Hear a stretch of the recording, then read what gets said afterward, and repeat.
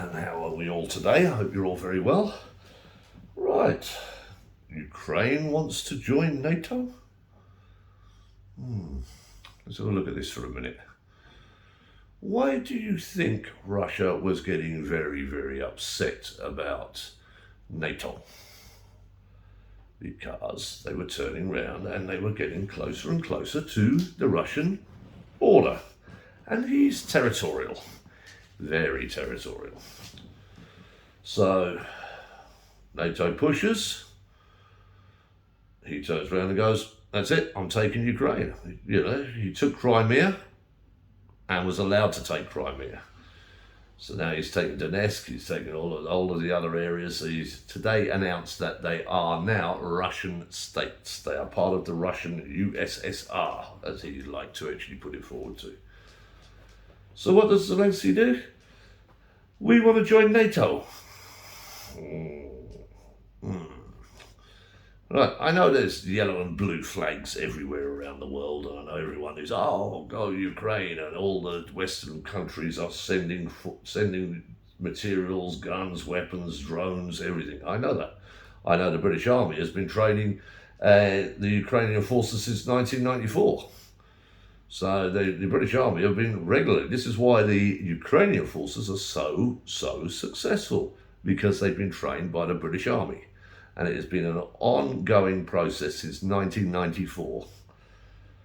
And this was all part of them giving up the nuclear sort of deal. So, but if we look at Ukraine,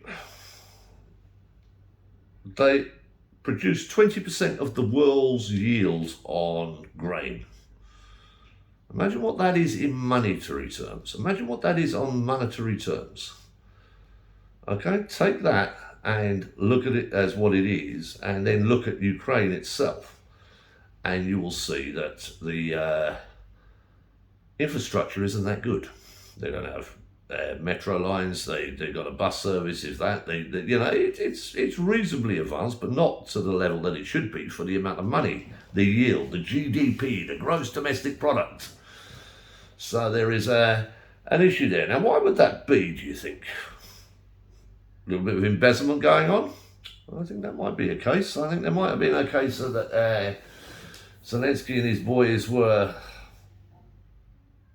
say, just doing a little bit of offshore stuff. Just a little bit of offshore stuff, you know. Again, you know, if you're going to run a Baltic nation and there's money there, you're going to take it. You're going to take it. So, you know, what to do. He's a consummate performer, because obviously that was his trade before. He was a comedian and he's done that, so he's well used to the cameras. And so as a result, the victim, which the jury's out at the moment, I've got to say on that one. I'm not for Putin and I'm not for Zelensky. I'm just I'm looking at this purely from a military eye, and the military side of it. He's winning the war, A, because of the training, and then B, because of the actual munitions he's getting all the time and what he's doing.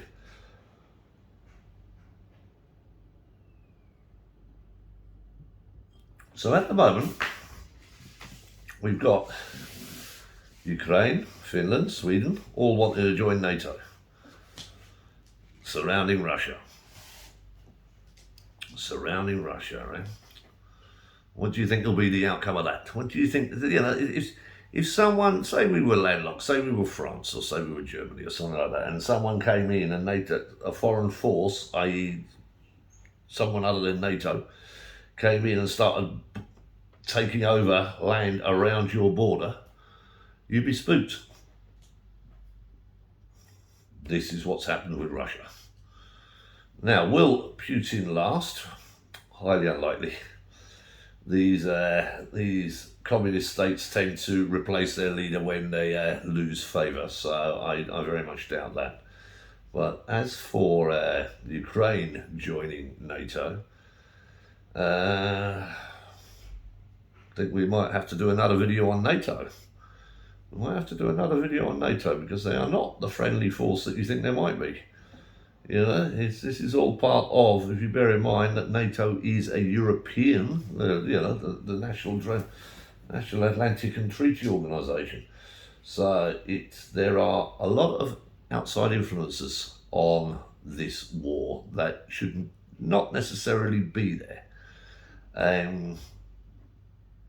But we will see. We will see. I can guarantee you there's billions of pounds being chucked at Ukraine at the moment. Billions of pounds. This has got nothing to do with Ukraine. This is about the West against the East again. This is the new Cold War. And we've got Putin running around shouting that he's going to send off tactical nuclear weapons. Well, that'll be interesting. Tactical, by the way, is not the same as Hiroshima or anything like that. It's localised. It will be within a 10-kilometre or 10-mile radius, and it does devastating damage within that 10-mile radius. It's a lot more precise these days, but unleash one nuclear weapon, that will give America the next war that it needs.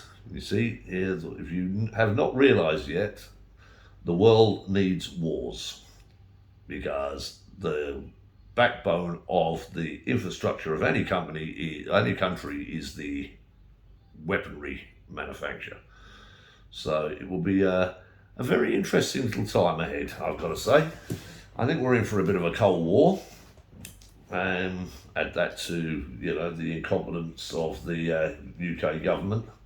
They'll turn around and bankrupt its own people, but they'll send 2.6 billion to Ukraine.